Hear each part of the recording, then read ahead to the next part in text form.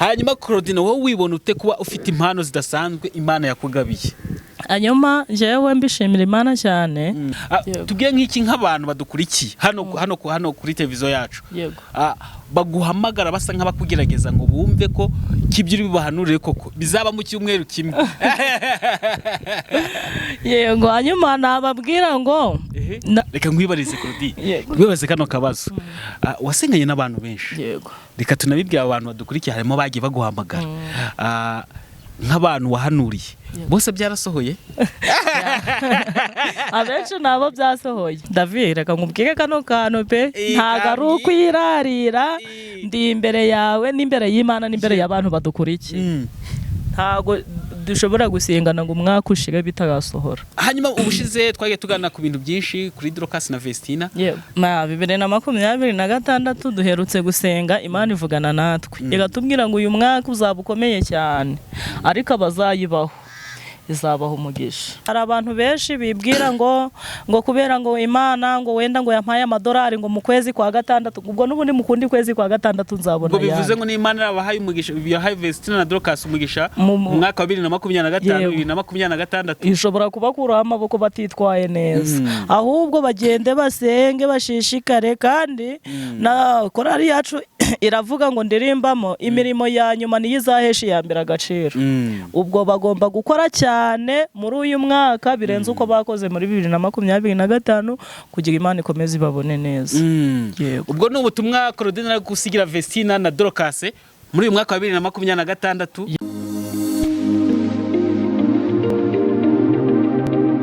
Yes, ni by'agacu kenshi gakomeye kuduhitamo hano kuri Gonarike TV Plus. Amahoro y'Imana akomeze kubana namwe. Njye nitwa David, njye mugiye kubana muri kiganiro nkanakiyobora, ariko kuri kamera za Gonarike TV Plus turi kumwe n'umutumirwa mumenyereye cyane hano kuri Gonarike TV Plus, ariko uyu munsi twagira amahirwe n'undi mugisha wo kongera kumwakira no kuri Gonarike TV Plus.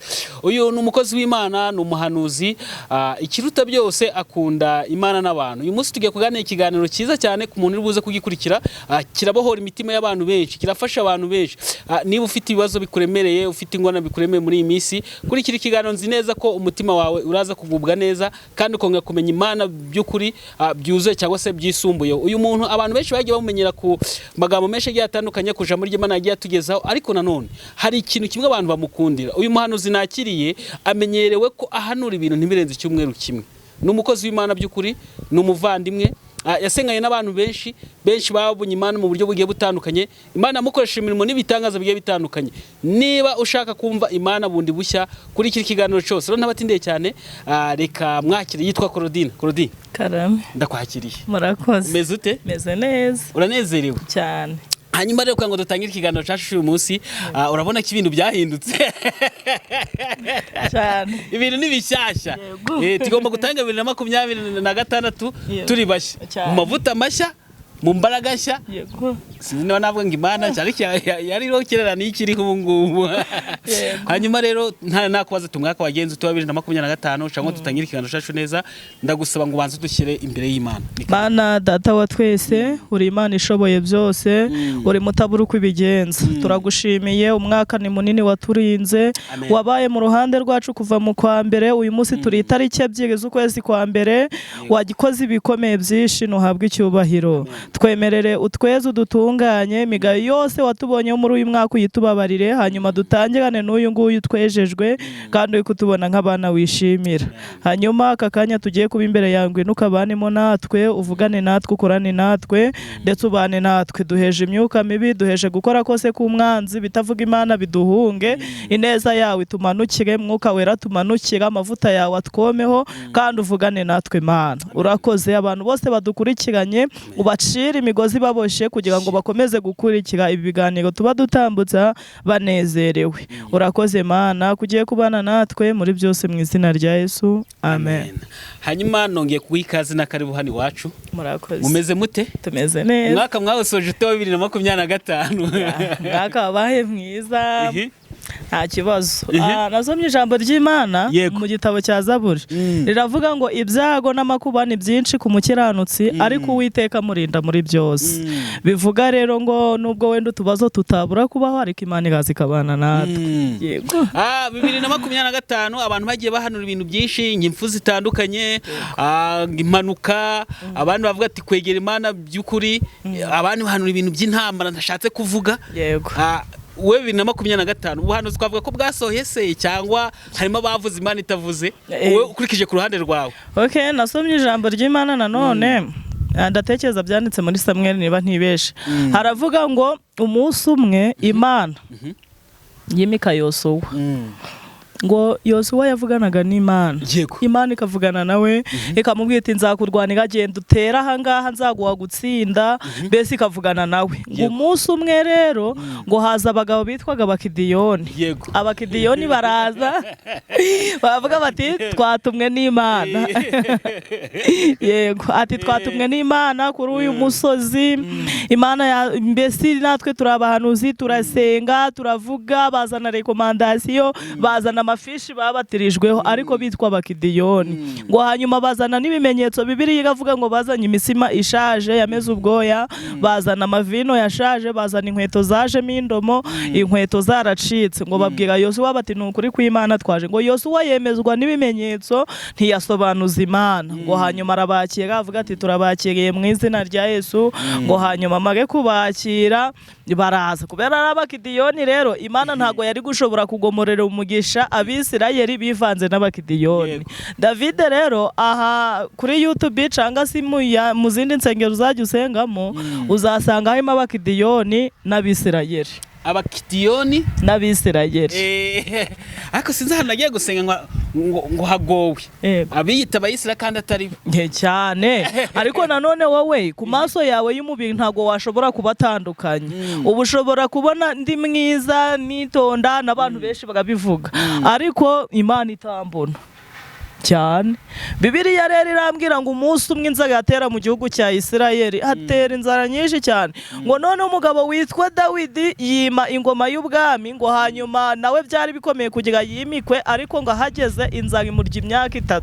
Ngo hanyuma inzara ibaye nyinshi, ngo Dawidi asobanuza Uwiteka, abaza Uwiteka ati mbwira impamvu wankuye mu ishyamba, naramenyereye kuburara, naramenyereye kubaho nabi, ukavugana nanjye ukambwira ngo ungize umutambyi cyangwa se ungize umwami w'iki gihugu, inzara ikaba igiye kunyicira abakirisitu mu maso cyangwa se abaturage mu maso. Njyewe nta kibazo n'ubundi inzara nayo imenyeye, ubwo ikibazo n'abana.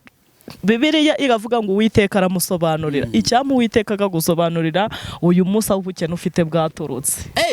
Ubukene mfite aho bwaturutse bw'umutima cyangwa se ubwo utekereje ngo Imana iramusobanurira, iramubwira iti burya ikibazo aho inzara yaturutse ni Abakidiyoni bivanze n'Abisirayeli, kandi si ishobora gutanga umugisha mu gihugu cya Isirayeli bukivanze n'Abakidiyoni. Genda utoranye Abakidiyoni bashige ukwabo, utoranye n'Abisirayeli bashige ukwabo. Ngo Dawidi we yakwitegereza abantu bose bacaga kuri yicano yawe agasanga bose n'abana b'Imana. Ati siko bose ndi kubona ari Abisirayeli, ndagira ndahitamo. Ariko kubera ko Imana nyine yari imaze kumusobanurira, aragenda agavuga ati nkoresheje igiterane cy'abantu bose mwese muzi. Ngo hanyuma bahagere arababwira ati muri mwebwe harimwo Abakidiyoni, ngasanga Abakidiyoni ni abashenyi, ni abavomyi ndetse b'inzu y'Imana. Babandi b'imbere bamenya ngo umushitsi yaje, bamenya ngo turamwakiriza iki, bamenya ngo biratangira bite, bamenya ngo birarangira bite, asanga nibo Bakidiyoni. Arangije ngo arababaza ngo ni iki kintu natanga impongano mugahereza gakondo y'Uwiteka umugisha, mbese mukagenda ibintu byacu byose bikagenda neza, inzara dufite igashira, ibibazo dufite bigashira. Ngo basubiza Yosuwa ngo arega mutambyi rwose ikintu cyatuzanye twebwe turakizi, si ifeza si n'izahabu. Buriya David abantu bakurwanya barakuzi neza, baza amashuri wize, baza aho uturuka, baza aho wabaye, mbese bazi imibereho yawe yose, bazi uko ndyama, uko mbyuka, aho nyura mvuye mu rugo, aho nyura ntashye, aho hantu hose barahazi. Ubu urugero nkanjye ntago narwanya umuntu uri muri Amerika, twaba duhuriye kukiza ahubwo uri muri Amerika agwanwa n'abari muri Amerika, hanyuma n'uri muri Canada akarwanywa n'abari muri Canada. Hari ukuntu bohereza imyuka, ibintu by'imyuka. Ariko David, ibyo bintu basigaye baroga n'abantu uburozi bakabuhuha. Ibyo bintu oya, ariko buyetse mubwiye ndabyemera bibaho, ariko ni hakeya cyane biba. Ngubu ngo waba uri hano ngo ukabwohereza mu muyaga ngo mukagenda muri Amerika. Cyane cyane nk'ibintu by'amahembe. Ibyo bintu bibaho, ariko umuntu cyane ukurwanya ni ukuzi neza. Ubu si nkanjye nakohereza imyuka mibi muri Amerika nzigafatana ko nta muntu n'umwe tuziranye. Nanone ukoherereza imyuka mibi aba ari umwe wo mu muryango wanyu uzi kavukire yawe, uzi imyirondoro yawe, uzi imivugire yawe, cyangwa umwana wabaye n'inshuti. Yego. Bibiliya rero irambwira ngo aba Bagideyoni bakavuga ngo ntago ari ifeza yatuzanye, si n'izahabu. Ikintu dukeneye ni abahungu 7 bo mu muryango wawe Sawuli washatse kuduhiga. Aba bahungu nitumara kubamanika turigendera, cyakoze si ibyacu kugira ngo twice. Buriya David, dayimoni nta bubashi gufiteho yo kukwica, kukuzengereza yabishobora, kukwima urubyaro yabishobora, kukwima umugore mwiza ukuba yabishobora, ariko kukwica ntago yabishobora. Dayimoni ntago yabibasha. Ngo Abagideyoni babwiye Yosuwa bati ntago twashobora kubakura tukabakura muri iki gihugu tukabica, ariko wowe nuduha uburenganzira tukabica, turahita twigendera, icyo dushaka nicyo. Dawidi arabasubiza ngo abagabo 7 ndababahaye, kandi Bibiliya iravuga ngo yarababahaye. Aleluya. Bibiliya rero irambwira ngo amaze kubabaha gakondo y'Uwiteka yagize umugisha. Reka mboneke kubwira abantu, buriya David, ntago Imana ishobora kukugomerera umugisha ugifite umutima w'ishari muri wowe. Reka ntago bishoboka, bigasaba kure kuri uwo muhungu utunze. Mungu w'ishyari. Ntago Imana ishobora kukugomerera umugisha ukirinda ukisha kwiba abagabo b'abandi cyangwa abagore b'abandi. Reka uwo muhungu w'ubusambanyi genda umurambike hasi, ubundi Imana mukwice, ubundi urebe ngo gakondo gahabwa umugisha. Hanyuma rero nuko nguko mu bahanuzi habamo Abagideyoni, hakabamo n'Abisirayeli. Mu bavuga butumwa harimo Abagideyoni, harimo n'Abisirayeli cyane. Ubwo rero nta kundi wabigenza. Hanyuma tugiye kujya gutangira ikiganiro cyacu neza. Twa turi kuvuga 2025 ukuntu yagenze ku ruhande rwawe, uburyo wayibonye 2026 mu magambo make y'abantu bayitegemo iki? 2026 duherutse gusenga, Imana ivugana natwe igatubwira ngo uyu mwaka uzaba ukomeye cyane, ariko abazayibaho izabaho umugisha. Abazabamo neza cyangwa se izabana nabo. Bivuga ngo hariho abazapfa, hari n'abazarokoka, hari abazarya, hari n'abazasonza cyane. Ibyo ni ibintu bibaho. Hari umuntu wambwiye ngo muri Amerika bose bari abakire, navuga ati reka harimo n'abakene. Bari abantu babona we nka nimero y'umudiaspora imuhamagaye bakumva ko umuntu hanze afite amafaranga. No, ntago cyo gisobanura. Anigiye wewe abaguhamagaye akeneye ubufasha bwawe cyane. Buryo wamweza na 5 by'amanyarwanda se bikagira ikintu bimufasha, ko sinzi ko 5 by'amanyarwanda byagiye cyo bifasha muri Amerika. Nta kintu byamufasha, ariko ntabwo byabura ikintu bimufasha. By the way, yanagura no amayinite, yagura na bombo. Hanyuma rero abantu bagiye bagukurikira kenshi, uri umuhanuzi, uri umuvugabutumwa, ndetse banagiye bagukunda mu bigiye bitandukanye. Wafashije abantu benshi gusengana nabo. Yego. Cyane cyane iyo tugeze ku muntu guhanura ibintu bigasohora vuba. Hari nabo twagiye tuganira tubujye ngo umuhanuzi wese yemerwe ko ibyo hano yemerwa y'ibyo hano bigize ute bisohoye. Hanyuma Claudine, wowe wibona ute kuba ufite impano zidasanzwe Imana yakugabiye? Hanyuma jewe mbishimira Imana cyane, kuko ijya kuntoranya ntago yashingiye ku mashuri, ntayo ngira. Harya wizangaye? Niza ya primaire. Nayo nta nubwo nayasoje. Mu wa 4 nize mu igihembwe kimwe. Ariko Imana ijya gutoranya ntago irebaga ku buranga, nta nubwo ireba ku gihagararo, ahubwo Imana itoranya subwo nakubwira ngo iki itagize ikishingiye, reka mbivuge gutyo. Hanyuma rero njya nyishimira kuba yarantoranije mu muryango wacu w'abantu badakijijwe, ikampamagara ikankuramo, ikampa n'impano, ndabishimira cyane. Yego. Iyo ugeze mu bandi bantu ufite izo mpano ugasanga harimo nkanjye sinerekwa n'inzozi narose, hari igihe rimwe na rimwe nzibahirwa, ugasanga urimo uri wenyine ufite izo mpano, ni irihe jambo uhita wibutsa nk'Imana? oya nta kindi wayibutsa ni ukuyishimira gusa buriya hari akantu kamwe ushobora no gukora ukavuga uti Imana buri uko nzajya njya imbere yawe nzajya nkubyinira noneho rero wenda ukabyina abantu bakavuga ati si buriya ari kubyina iki hari nk'ahantu hamwe nagiye kubwiriza hanyuma numva umwuka w'Imana aramfashe ntera ikorasi ivuga ngo uyu munsi dufite umugisha twawuhawe n'Imana yari yarawutwemereye nimuwakire namwe hanyuma bahita bavuga bati si ubu ngubu ko kuriya usa kuriya umeze kuriya afite uwuhe mugisha abantu rero bo bareba ibintu bigaragara afite uwuhe mugisha Imana ihita imbwira nta wundi muhanuzi umanuye yirazi irambwira ngo bambwire ngo umugisha si ama-etaje umugisha si abagore beza cyangwa abagabo beza cyangwa abana beza ibyo birashira ahubwo babwire ko umugisha ari uko baramutse umugisha ni uko nkwemera hanyuma rero buriya kubuzwi n'Imana byonyine ugomba kubihesha agaciro buriya David uzi kugira ngo ube wiviriye mu murima nuhura n'umuntu akubwata uvuye gusenga ute nyine ukaba uvuye mu murima yego ukaba uvuye mu murima noneho kubera abantu bakuziho gusenga bo bakubona bakumva ko uvuye gusenga ni iby'agaciro gakomeye buriya hari ukuntu tugira abantu wenda ukumva bari kubavuga nabe aturiya saturane ndaya atwaye umugabo wo kwa kanaka cyangwa umugore wo kwa kanaka ariko njewe twahura akavuga ati mukozi w'Imana komera wadusengeye nkumva ndaneze birakubaho wivure nko mu bishyimbo guhinga ukabona abantu bagutangiye ngo uvuye gusenga kandi babona usa nabi ahubwo hari n'ikindi gihe kimwe namaze nk'icyumweru ntaja gusenga ariko nyine atari ukuvuga ngo nabyanze ahubwo ari uko mfite imirimo myinshi ndi gukora hanyuma mpura n'abantu arambwiye atayiko Claudie ubu hari umunsi n'ubusa bwakwira utagiye gusenga kandi maze icyumweru ntasenga ni iby'agaciro gakomeye pe bwambishimira Imana nyishimira ubuntu yangiriye hanyuma rero Claudie reka nkwibariza kino kibazo ubyitwara mute nkuba abantu benshi bagukurikira nk'umuhanuzi turaza no gusiga nimero yawe hano ku bantu rero bose bifuza gusengana nawe tubwiye nk'iki nk'abantu badukurikiye hano kuri televiziyo yacu baguhamagara basa nk'abakugerageza ngo bumve ko kibyo uri bibahanurire koko bizaba mu cyumweru kimwe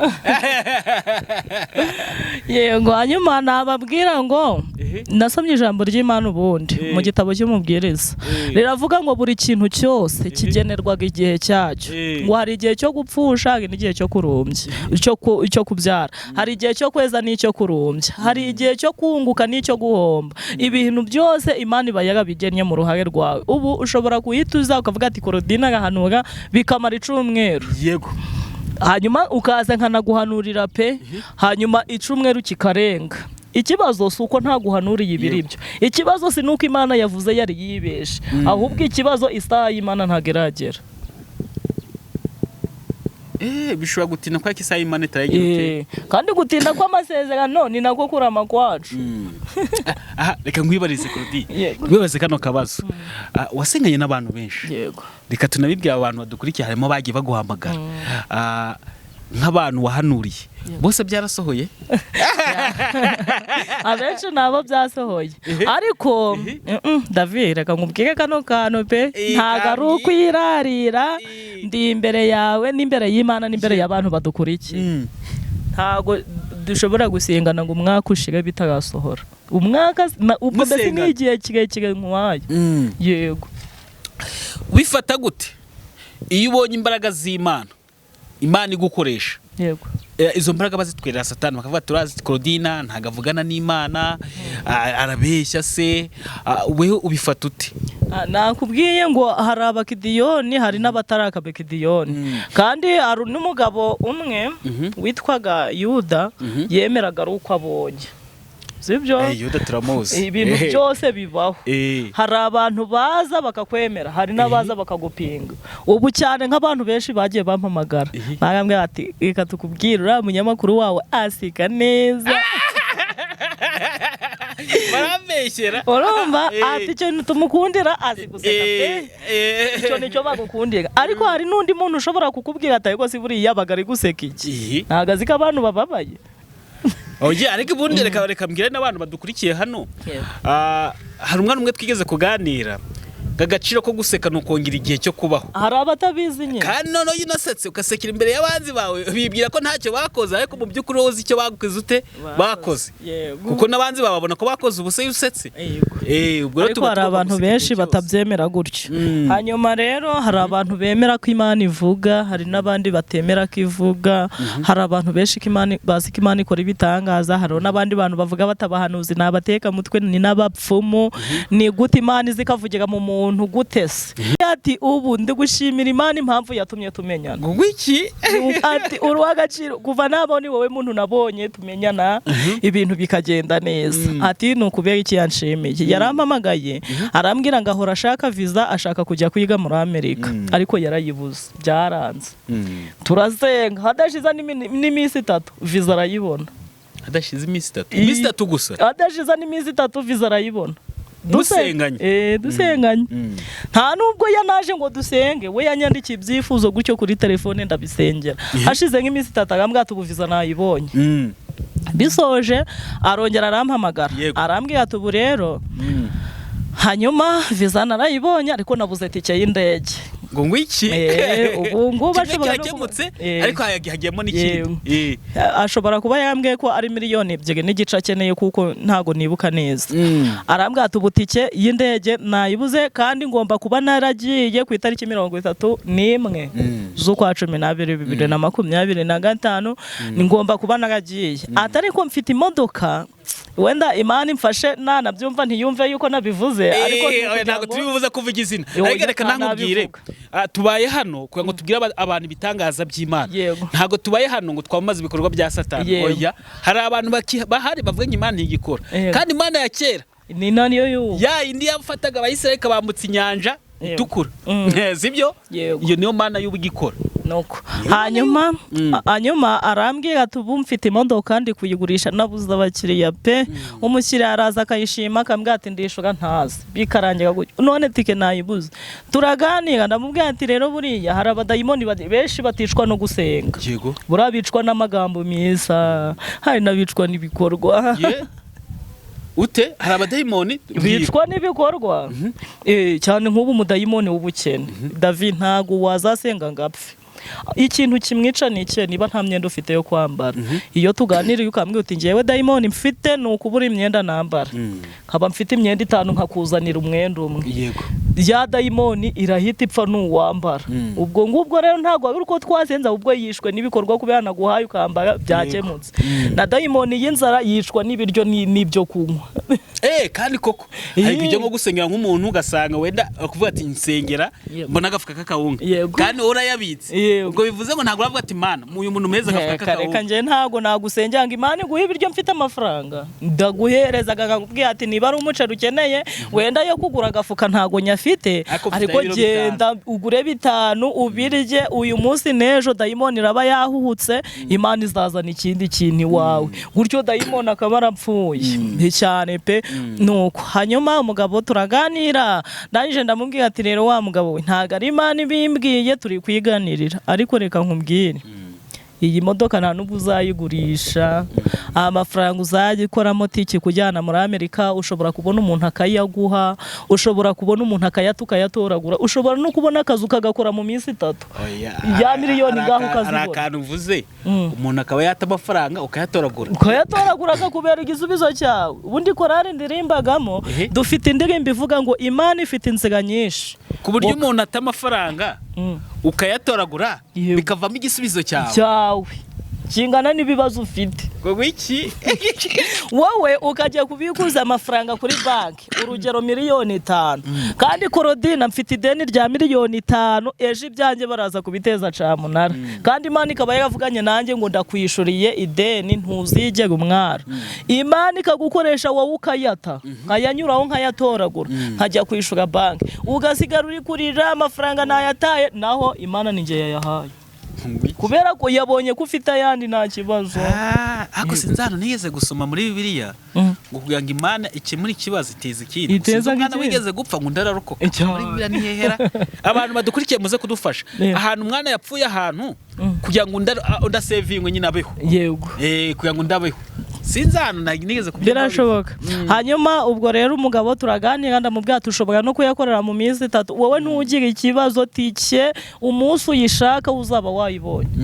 Arangije agagenda arongera arampamagara arambwira ati ubu noneho ya modoka hari umuwundi mukiriya nabonye ngiye kuyijanira nsengera noneho nibirangiza Imana igira ute imukoreshe none hayigure.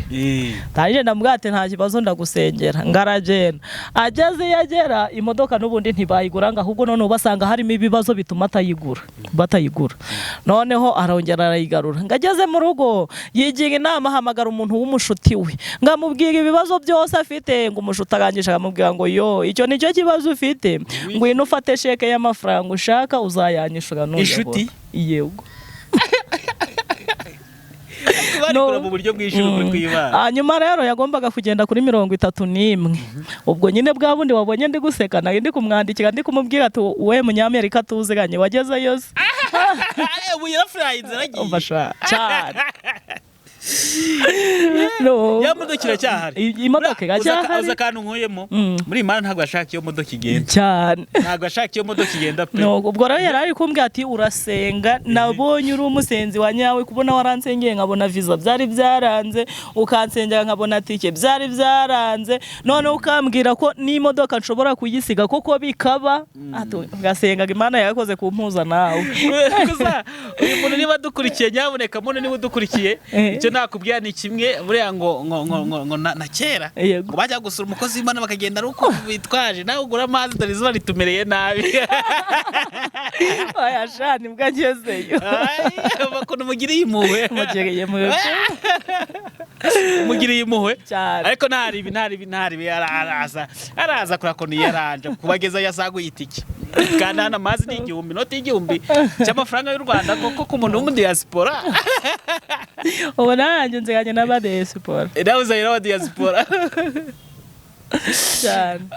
Hanyuma Claudine nk'umuntu wivovotera Imana kitagikora akumva yaranze Imana sinzi niba byarakubaye kumva wivovotera Imana ukumva Imana ntigikora ukumva buri Imana icyizere hari umuntu ubaye mu bwo buzima yivovotera Imana yumva Imana itagikora bitewe n'ibibazo agenda acamo buri munsi agira kimwe kirasubijwe ikindi kikaza uwo muntu ni nyire jambo wanamubwira. Hanyuma abo mbene nk'abo bantu ni benshi barahari inama nabagira mujye musengera mu by'Imana yakoze ntugasengere mu by'Imana itari yakora David niba nta nzu ufite ntugasenge uri kuvuga ngo Mana ng'impinzu ngo dore ndi mu bukode ngo oya nusenga iryo sengesho uzabona Imana ari inyanege nkeya ubone nta kintu na kimwe yagukorera ubone nta n'ikintu na kimwe ishoboye ariko nuyisengera mu byo yakoze bityo bizagutera imbaraga uvuge urugero ati niba nari ndwaye Imana ikankiza kunyishura ideni ry'ibihumbi 10 ntago byayinanira niba nari narabuze urubyaro maze imyaka 10 narabuze urubyaro Imana ikampa urubyaro nyuma y'iyo myaka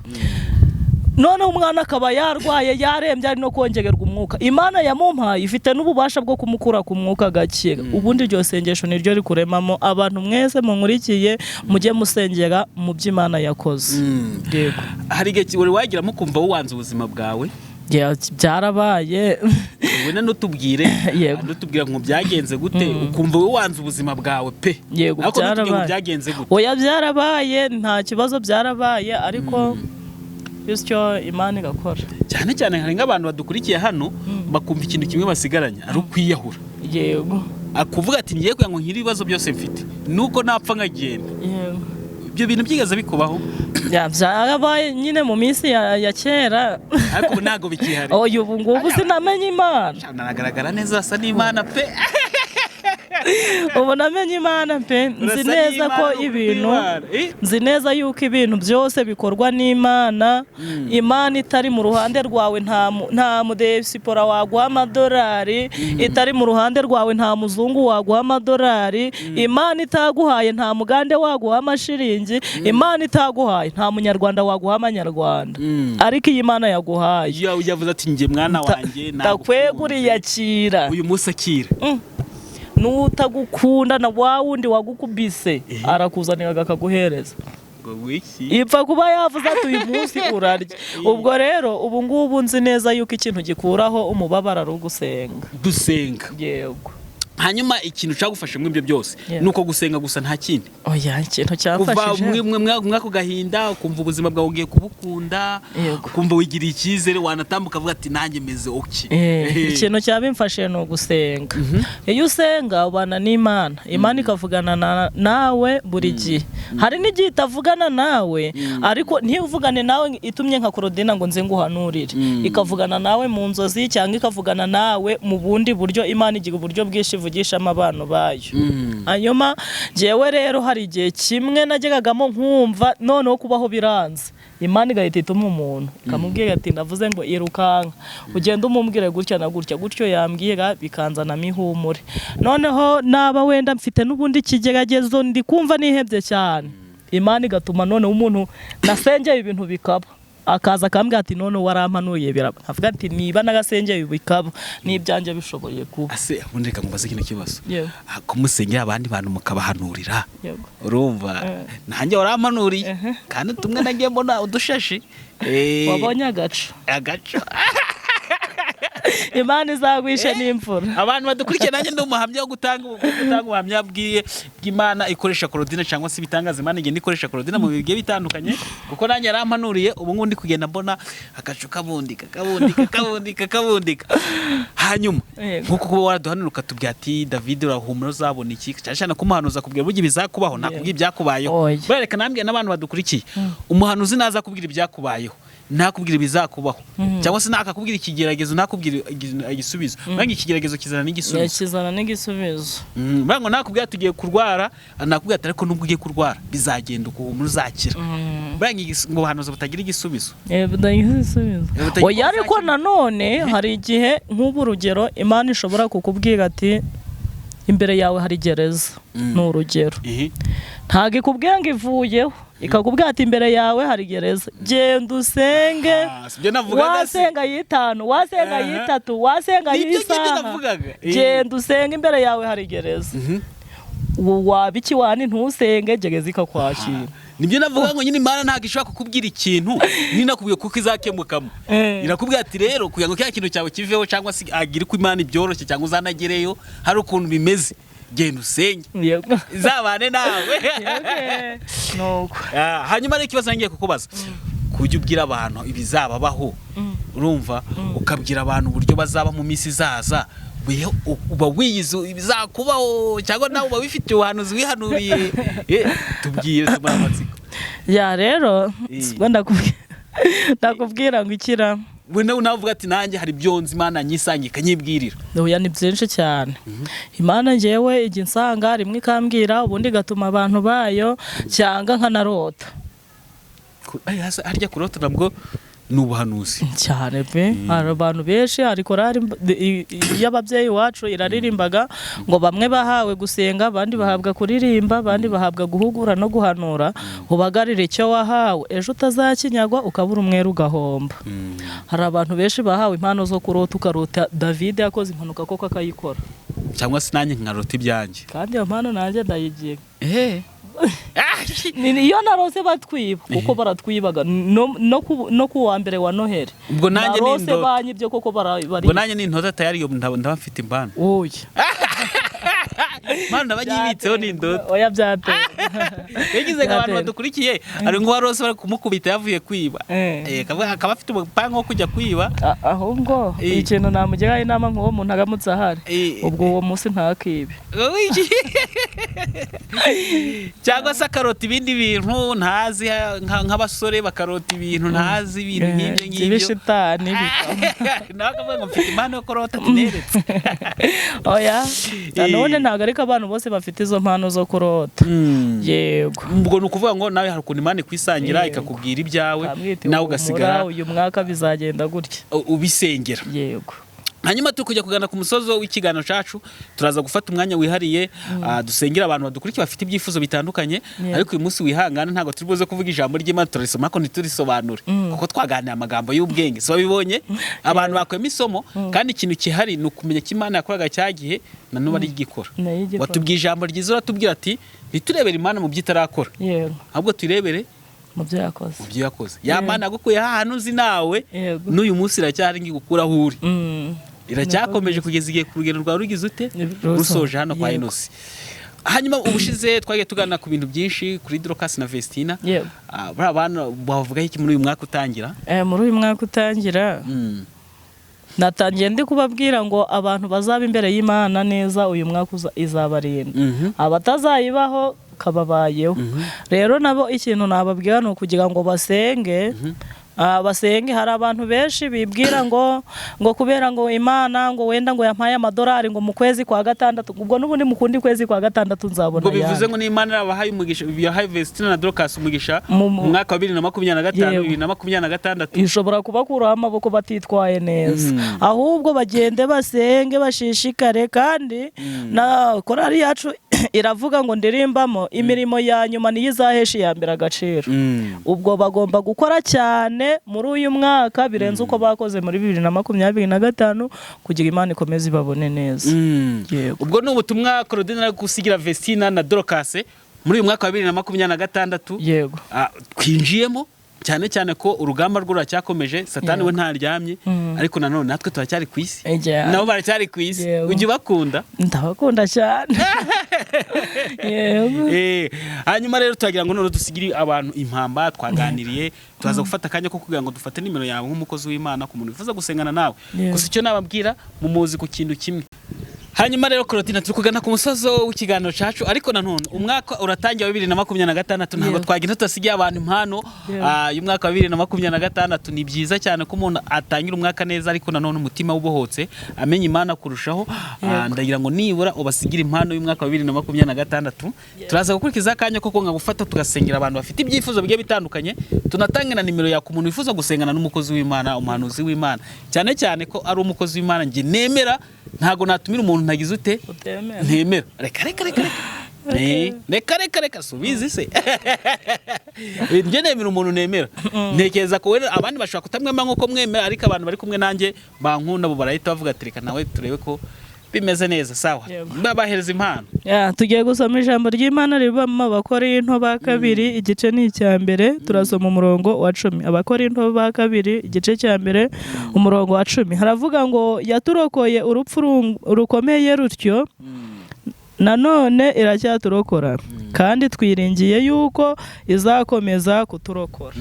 Mwakira neza amagambo y'Imana. Naya ngaye yaturokoye urupfu rungana rusyo, nanone iracyaturokora, kandi twiringiye yuko izakomeza kuturokora. Bivuze ngo yaturinze mu myaka yashize. Yego. Nanone biracyaturokora iki gihe turimo. Turacyahari kimenyetso. Yego. Twiringiye ko nejo bizagira ute? Izaturokora. Cyakora mwana reka nje ngukunda mwa. Ugira amagambo y'ubwenge. Ugira amagambo y'ubwenge. Abantu bimvara bakaza hano akabwiriza akajya gatitera ko kasanga mu magambo 50 yavuze. Nta na rimwe rizimagiza ute? Akwemo ryafasha umuntu mu mutima nkavuye ngo nanjye ko ndiho. Yego. Ako umuntu yahita yibaza. Hako sinzi nakajambo kiza batubwiye kare. Yego. Ikize cyane nuko tugira ute tugihumeka. Ajya batubuka kavuze gutera. Nababwiye ngo amahirwe ntago ari uko ubutunze cyangwa si ari uko ufite ibya mirenze. Oya, amahirwe nuko waramutse. Amahirwe nuko twaramutse. Nkaba ndiho. Uriho. Ubu David hari umuntu ufite ama etage, hari umuntu ufite visa imwemerera kujya aho ashaka hose cyangwa pasiporo, hari umuntu ufite imodoka yemerewe kugenda mu yashaka, ariko utageze amahirwe yo kuramuka. Uwo amaze gufata yari bari kuri magaheza, ari yapfuye cyangwa ari kongererwa umwuka cyangwa ari gukora mu kagare, ariko wowe urakigenza n'amaguru, uracyabonesha amaso, nubwo ibijumba byabuze ariko uri muzima. Ayo niyo mahirwe komeye cyane ufite uyu bose. Aha akajambo mwana w'umukobwa twigeze kuganira nawe arankurikiye, yigeze avuga ati David ati ntubona ko abantu tubaye hati ngingo ubuzima urimo ntago bwifuza.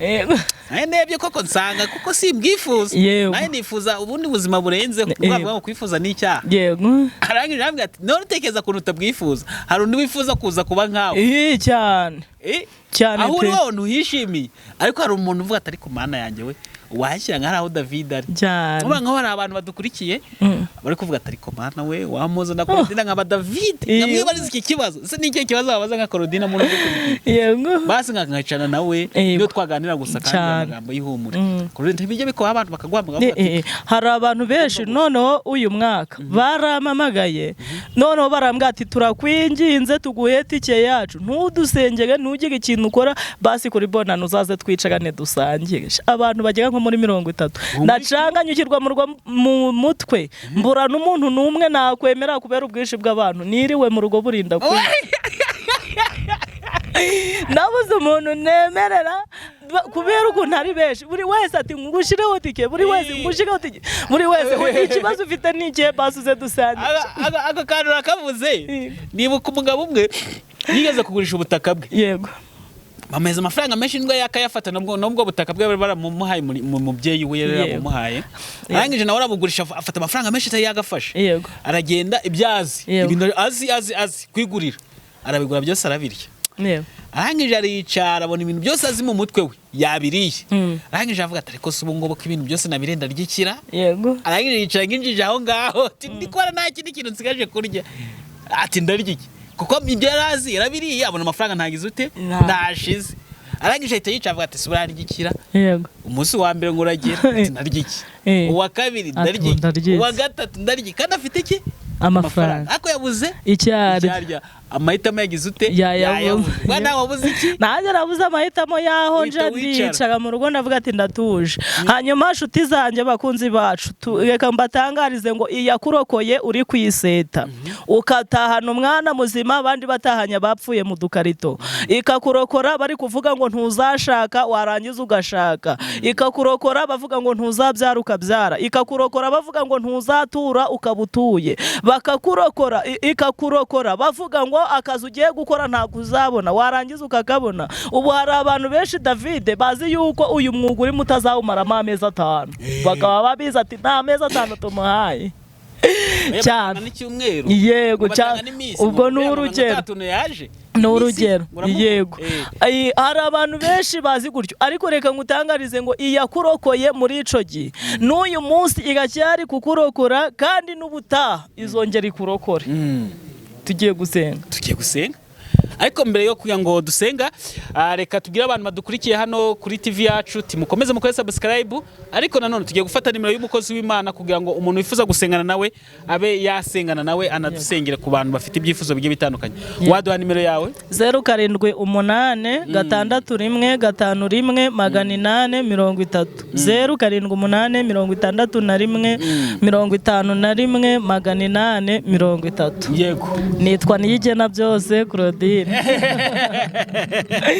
yego wavugisha Niyigena byose Claudine ugasengana nawe ariko nanone reka dufatika akanya ko gusengera ku bantu bafite ibyifuzo bigiye bitandukanye dusengane nawe yego tugiye gusenga Mana data wa twese uri Imana ishoboye byose uri mutabura uko ibigenza uri intwari uri rurangiza hari ijambo rimwe David yavuze aravuga ngo ni wowe Mana yaririho kera ngo kandi n'uyu munsi ni wowe uhari nta yindi Mana dutegereje keretse wowe uyu wowe Mana itanga amaviza ku bantu bakava mu Rwanda bakajya mu bindi bihugu ni nawe ushoboye gukiza abarwaye badukurikiye none abarwaye indwara zimwe bamaze no kwanzuga kwa muganga ko zitazakira turabasengeye ngo uyu mwaka bakire mu izina rya Yesu babandi babuze urubyaro iyi ni itariki ya 2 tubasengeye uyu mwaka utangire batwite kandi twari tuvuze ngo abantu bose batarashaka ubahe gushaka abantu bose ingo zisenyuze wongera uzubake uyu mwaka ubu mwaka w'ibisubizo ku bantu bose badukurikiye none ubu bisubizo ku batuye mu Rwanda batuye muri Amerika uyu mwaka ubabere ibisubizo uyu mwaka ubere ibisubizo abantu bose batuye mu Burundi uyu mwaka ubere ibisubizo abantu batuye muri Canada abantu batuye Australia uyu mwaka ubabere ibisubizo abantu batuye Uganda abantu batuye Kenya abantu batuye muri Mozambique abantu bose batuye mu mpande enye z'isi bose uyu mwaka ubabere umwaka wo kwakira, ubabere umwaka w'ibisubizo, ubabere umwaka w'amahoro, ubabere umwaka wo gutuza, ubabere umwaka wo gusinzira. Uyu mwaka ubabere umwaka wo kurota neza, abantu bose babona ineza yawe. Hari abantu bari muri gereza ndetse bakatiwe urwa burundu, ariko uyu mwaka wakora ibikomeye. Nasomye ijambo ryawe rirambwira ngo umunsi umwe Herode ubwo yari gusohora Petero akajya kumwica, ngo uwo munsi niwo marayika yamanutse amanukira mu nzu y'imbohe ngo atwara Petero, Herode atabigizemo uruhare ndetse n'abarinzi bari bamurinze basinziriye. Bibiliya iravuga ngo ubwo umunsi wo gupfa ntiwari wakageze. Hanyuma kwa Esiteri, ugiye abayuda bose urwandiko rwari rwanditse ruvuga ngo bagomba gupfa, ngo umunsi n'itariki byari byageze, ngo abanzi bibwiye ko bagiye kubagira ububasha bakabica. Bibiliya iravuga ngo birahinduka. Hari ibintu wahindura, abakatiwe burundu bakabona urwandiko rubakura muri gereza. Hari ibyo wahindura, bakatiwe imyaka 5 bakabona urwandiko rubabwira ko ari amezi 5 cyangwa se ari umunsi umwe. Twari dusenze kugira ngo buri muntu wese ufite ibibazo uyu mwaka bihite bishika, kandi utange minervari ku gihe ku bantu bafite abanyeshuri bagomba kwishurira, utange mituweli ku gihe, dore mituweli zarangiye. Uwiteka utanga ibyo kurya ku gihe, utanga imyambaro ku gihe, utanga ibyo kunywa ku gihe, utanga amahoro ku gihe. Buri muntu wese udukurikiye, uri gucuruza yunguke, uri guhinga yeze, uworoye yororokerwe. Buri muntu wese umuha ibisubizo bikwiranye n'ibibazo afite. Urakoze Mana, uduhana umugisha n'ubwoko bwawe muri byose mu izina rya Yesu, amen.